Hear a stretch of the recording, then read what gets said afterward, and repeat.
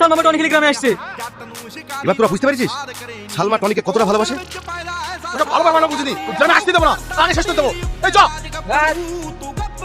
এই তা গ্রামে ঢুকবি না।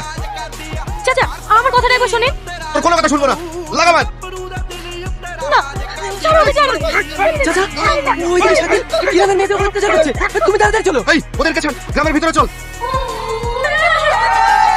এই শাকিল, ভালোই ভালোই বলছি মেয়েদেরকে ছেড়ে দে, নইলে তুল কালাম শুরু হয়ে যাবে এখানে। অবশ্যই ছেড়ে দেবো, আগে তোরা এই গ্রাম ছাড়, তারপর। তোকে বলিনি এই শরীরের এক বিন্দু রক্ত থাকতে এই গ্রামের মাটি একটুও ছাড়বো না। ছাড়বি নি? আমিও দেখছি। এই সব ভেঙে দে। এই দাঁড়া। টনি তুই আমার লোক হয়ে আমার কাছে বাধা দিতে এসেছিস? তোর মতো শয়তানের লোক আমি এই গ্রামকে রক্ষা করতে এসেছি।